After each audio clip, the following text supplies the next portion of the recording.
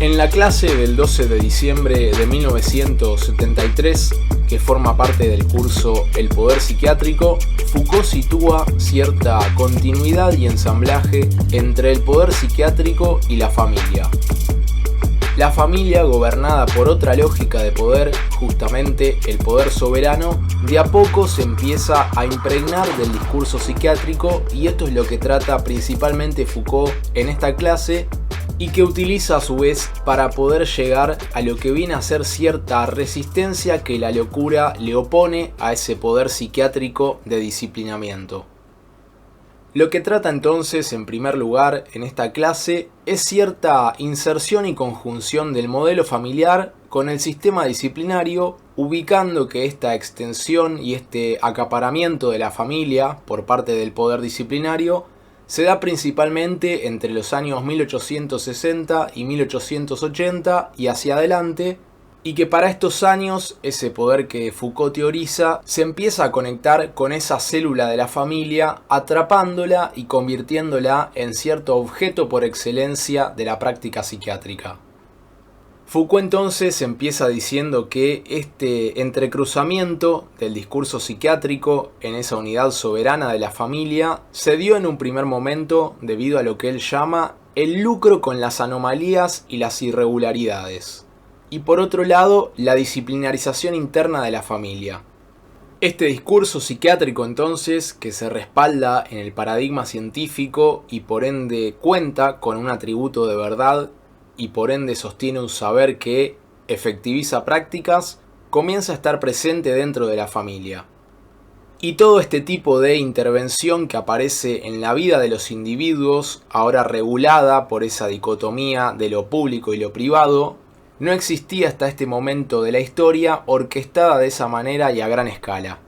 Es en este nuevo mundo moderno donde estos discursos, como puede ser el de la medicina, las ciencias exactas y de a poco el de algunas ciencias humanas, como son la psiquiatría y la psicología, siempre con objetos de estudio más difusos, ordenan y efectivizan diferentes prácticas directamente sobre el cuerpo de los individuos. Lo que Foucault entonces empieza relatando es la aparición, hacia fines del siglo XIX, de unas casas de internación y pensiones que tienen como meta imponer un costo tanto a la anomalía como a su rectificación, es decir, obtener cierto lucro de una especie de reforma y reeducación de diferentes individuos. Estas casas de salud se diferencian porque están construidas y pensadas tanto para niños como para adultos, para mujeres y para hombres. Existen diferentes segmentos, digamos, que empiezan a organizarse para llevar adelante esta tarea de rectificación.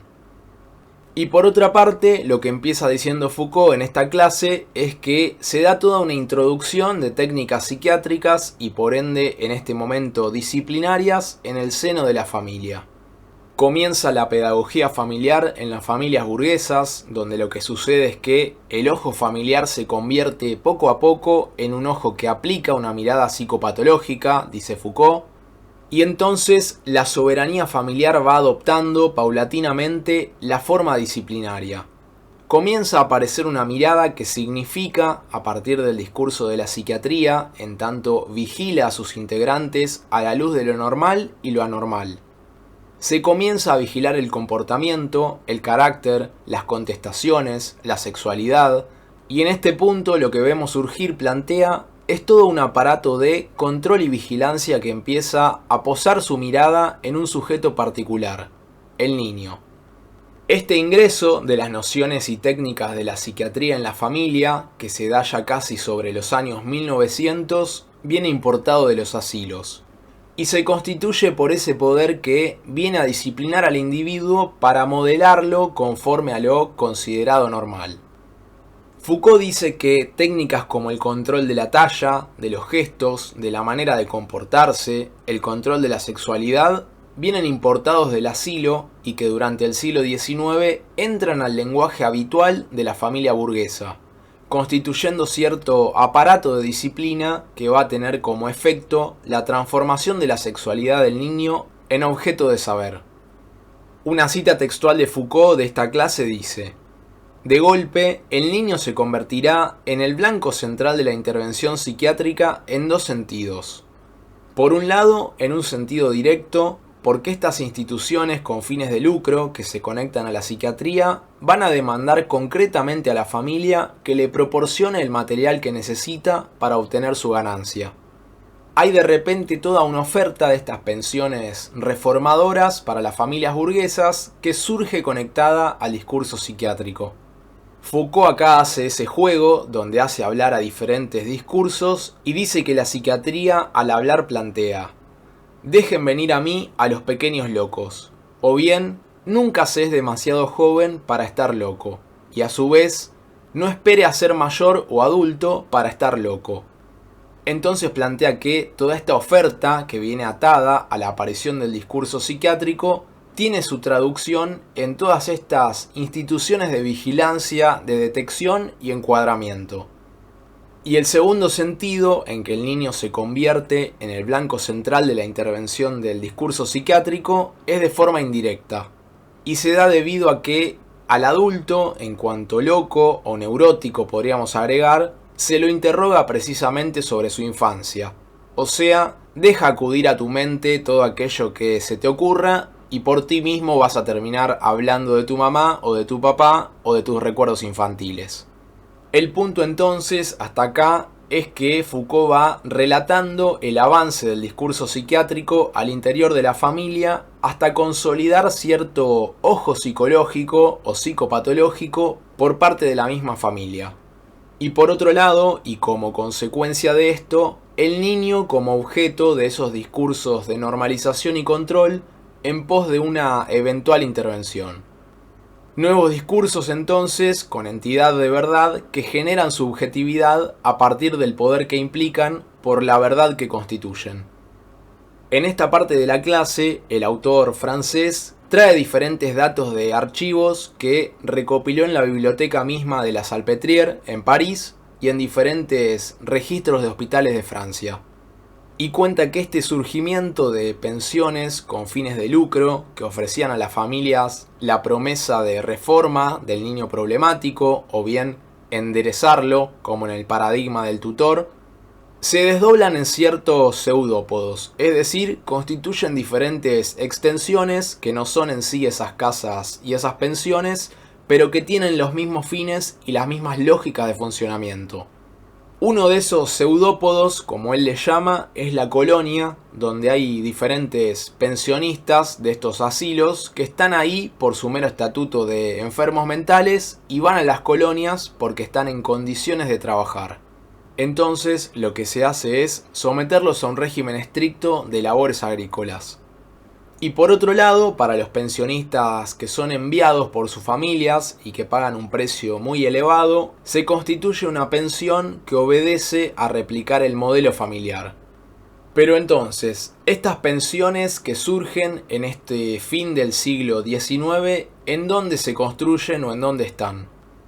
Lo que Foucault dice es que justamente vienen a construirse, aunque suene paradójico, sobre las ruinas mismas de los asilos y espacios de reclusión que con la Revolución Francesa y con la liberación de las cadenas de los locos que Pinel ordena, se cierran. Vale recordar en este punto que Foucault difiere siempre de la historia oficial de la locura o de la salud mental, donde ese hito de Pinel de sacarle las cadenas a los locos cierra una época y se entiende como un hecho de humanización y mejora. Para Foucault, esto es solamente un cambio de paradigma en el sentido del poder que se despliega, dándose un paso a un poder más minucioso y difuso y más difícil de asir, que es el poder disciplinario que crea normalización. Estas pensiones o asilos entonces reflejan de algún modo el orden social. Son cierto microcosmo social perfecto, plantea, y hay un circuito económico donde los individuos que no tienen dinero son subsidiados por un consejo general dependiente del Estado, y entre esos los que están en condiciones van a trabajar a la colonia agrícola que con las utilidades que produce se mantiene el castillo donde están los pensionistas que sí pagan y que dan cierto lucro también a estas casas de internamiento. De este modo entonces se cierra o se completa, dice Foucault, cierto ciclo de subsidio, trabajo, explotación, ganancia. Entonces, antes de ir a una de las cuestiones más interesantes que plantea en esta clase del poder psiquiátrico, menciona 3 tipos de intervención psiquiátrica que hasta este momento venía desplegando en el resto del libro, en el resto de las clases en realidad, donde dice que un tipo de intervención psiquiátrica que había es el grado 0 de la intervención psiquiátrica, que implica el encierro liso y llano dentro del asilo. En segundo lugar, destaca la intervención, que es la obligación de trabajar que tienen los enfermos. Y en tercer lugar, nombra la práctica psiquiátrica individualizadora y de modelo familiar. Esa práctica que está destinada a los pensionistas que pagaban su internación en estas casas. Es decir, el disciplinamiento de los sujetos para que se adapten al modelo familiar. Estos 3 tipos de intervención psiquiátrica los destaca y los nombra para poder preguntarse entonces qué tienen que ver estas intervenciones con cierto saber psicopatológico o con el discurso psiquiátrico mismo. Foucault sostiene que justamente en medio de todo esto, lo más importante y característico es la articulación del saber y el tratamiento psiquiátricos con la obligación de trabajar de los pensionistas que son capaces de hacerlo. Que las categorías que utiliza esta psiquiatría en esta época se utilizan como clasificación, pero no como articuladores de una posibilidad de curación. Es decir, la clasificación nosológica no está ligada a ninguna prescripción terapéutica y solo sirve, dice, para definir la utilización posible de los individuos en los trabajos que se les proponen. La táctica del poder psiquiátrico es disciplinaria. Entonces, para de algún modo evidenciar esto y poder mostrar que si bien hay un discurso que remite a lo psicopatológico en esta primera psiquiatría, la táctica de aplicación no tiene que ver o no se motiva en ese saber de lo psicopatológico, sino que más bien justamente va por el lado de disciplinar. Entonces, la cita que trae es de un psiquiatra de la época que se llamaba François Fodor y dice: los directores del asilo de Clermont y de la granja de Fitzjames se dieron cuenta de que los maníacos, monomaníacos y dementes eran aptos para las labores de campo y los talleres. Por otro lado, los considerados imbéciles estaban encargados de la limpieza de los patios y establos y de todos los transportes necesarios para el servicio. Y respecto a las mujeres, dice que principalmente se encargaban de la lavandería y también estaban divididas entre melancólicas y otros diagnósticos.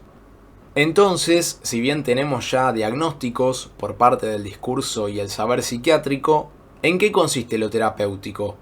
¿Cómo se puede atribuir el carácter de terapéutico a estos métodos que, en principio, en nada se diferencian de otras instituciones disciplinarias como son la cárcel, la escuela o la fábrica? Foucault entonces trae 2 ejemplos nuevamente y dice que la presunta curación aportada por la psiquiatría del siglo XIX y comienzos del siglo XX se muestra bien en estas 2 viñetas clínicas que trae. Los 2 casos tienen que ver con cierta realización del delirio del paciente, con cierta concepción nosológica que tenía que ver con manipular lo que sería la realidad objetiva para que sea acorde a la realidad psíquica delirante del paciente.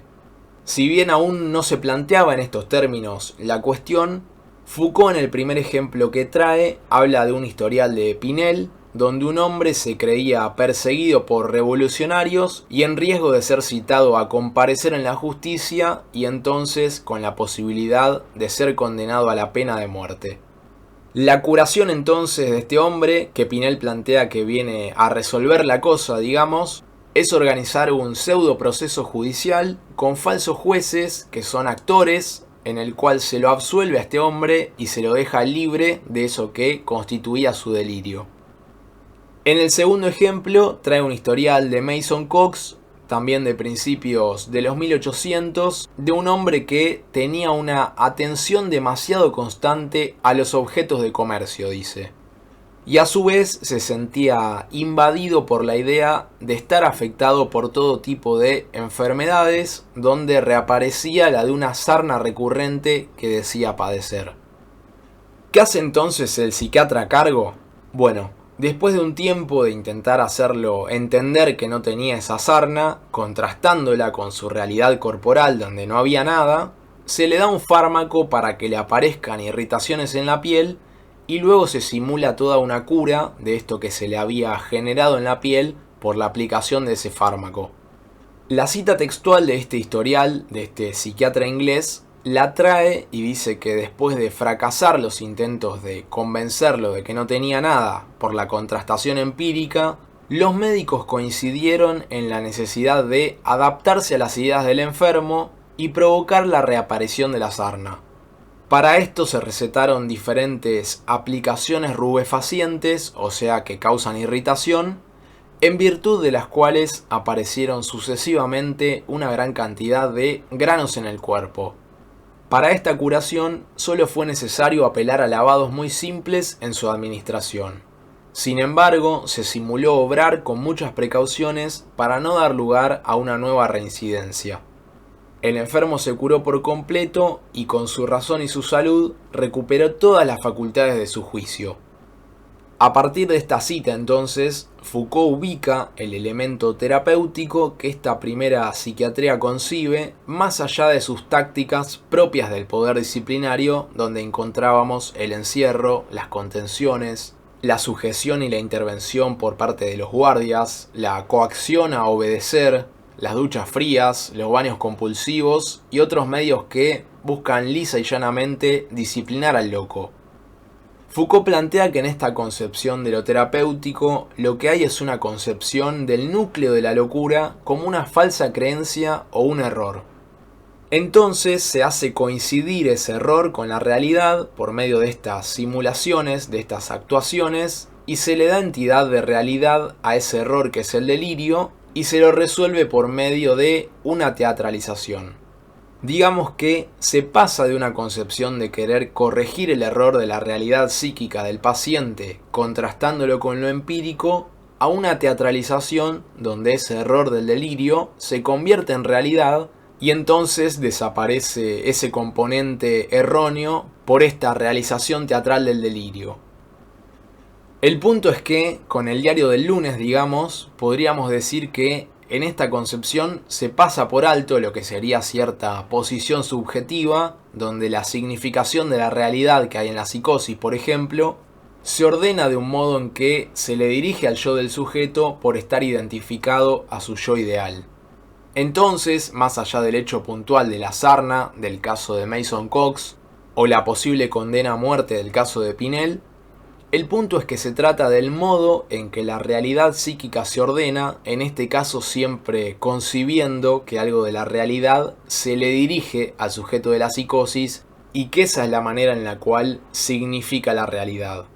Pero eso, digamos, es psicoanálisis y no es la lectura de Foucault, que bien sabe de teoría psicoanalítica, pero lo que hace es una lectura de todo esto a partir del poder. Para él, el elemento decisorio de la subjetividad es justamente el poder.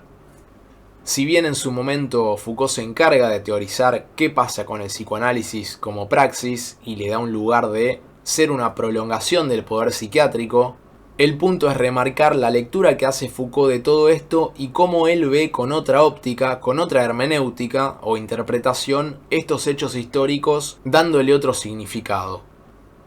¿Qué dice entonces de este error de lectura de la realidad que implicaría el delirio? Bueno, justamente que no es la extravagancia del error, sino el hecho de que ese error no pueda reducirse con una demostración empírica, lo que lo hace característico de la locura.